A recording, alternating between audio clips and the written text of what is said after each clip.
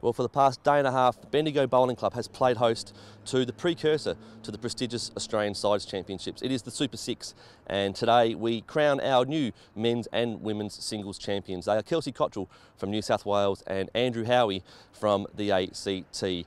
Cottrell beat good friend and world champion pairs partner Rebecca Quayle 21-19 in her match, and Andrew Howie defeated Anthony Keepy from Queensland 21-12 in the men's singles finals. They didn't have it all their own way out there, and we caught up with them both after their singles victories this afternoon. Firstly, we spoke with Andrew Howie. Andrew, congratulations winning the Super Six here at Bendigo. Great achievement against Anthony Keepy.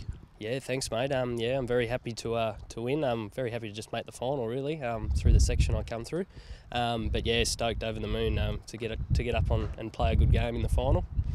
These conditions sort of are tight, given the fact you only play sort of 3 sectional matches into a final. You got through on margin. Tell us about your day yesterday in terms of your 3 matches. Yeah, I had a very tight day yesterday. My first game was against Scotty Thorburn from South Australia. I managed to get up 21-20 in that one. In the second game I played NT and I managed to get a quite comfortable win, which sort of helped with the margin. And then in the afternoon I played Mark Casey, who ended up beating me 21-20. But on aggregate I was fortunate enough to get through.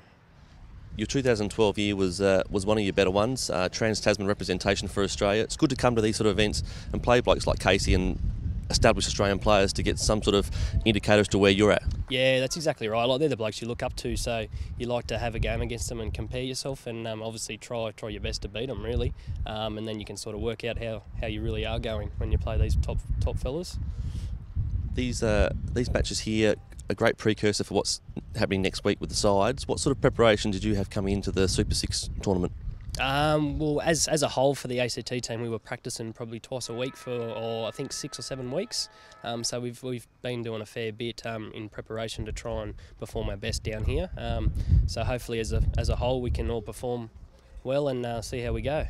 Your match today against Anthony had its ebbs and flows. You started off well, led 5-2. He came back to lead 7-5, and then you won 9 of the last 11 ends. Yeah, I was early was pretty much whoever nailed the jack first with their first bowl was sort of winning the ends, and I was sort of off a little bit. And Anthony come back through the first period of that game and started nailing it and hit the front. But towards the end, I picked up my game a bit and did start drawing them real close with my first, and gradually built the head. No, it was pretty hard. Like with the wind, it was pretty hard to convert. So whoever got on top early generally won the end. So, yeah. And a good look at the conditions here for the last couple of days heading into the sides next week. How are the conditions? How are the greens playing? And what's the ACT's thoughts on your fortunes next week? Yeah, the conditions are great down here. The greens are running really well, quicker than what we're used to, but it's always good to play on some quicker greens. Yeah, well, we're quietly confident we can do well.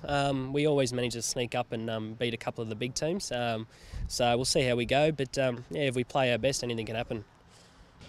Well, Kelsey, a great win, 21-19 over Beck Quayle, but towards the end of the match, you didn't have it all your own way, did you? Definitely didn't. I didn't think it was going to be that way from the start. Beck's, I've played her a few times, and similar situation. Like, I've got out to a bit of a lead, and she's a gritty player. She always comes back, so I was ready for it. Well, let's talk about that. 15-8, you led after 13 ends, and then Beck won, I think, 5 of the last 8 ends coming home, and you just managed to grab those extra couple of points you needed. Yeah, I dropped a lot of ones, so I wasn't overly concerned. But then a bad 4 came along, and then maybe a little bit of concern come in, and I changed my hand, and that's probably when I picked it up towards the end and won the last 2 ends. You're 2 players who know each other really well. Does that have a negative or a positive advantage out there to you? I think it's probably positive. I think we know so much about each other that we just go out there and there's no necessarily game tactics or whatever. We just go out and play to our strengths. And obviously I know that she's a pretty good all-round player, so I've just got to be at my best. And luckily today got out to a good start and managed to hold on. How are the conditions out here at Bendigo? Greens seem to be playing quite well. Yeah, the greens are fantastic. Yeah, there's 4 greens here, and all of them are running really well. And Bendigo is great. It's actually a really great little town to come to, and the club's really great and nice and hospitable people. The Super Six and Australian Sides is an event that you guys, particularly as Australian Jackaroos, love to come to. There's a bit of attention here from the selectors and national coach Steve Glasson in attendance, so it's a really important event for you to play well in. Yeah, definitely. It doesn't go unnoticed when you see Australian selectors sitting behind your rink. You know, you want to do the absolute best you can, and I know they're here to look for some emerging talent. But as the Jackaroos, we're also required to play well and hang in there and keep our spots in the squad. So we've got some really important trials coming up for a trip to the UK. So it was important for us to play well today.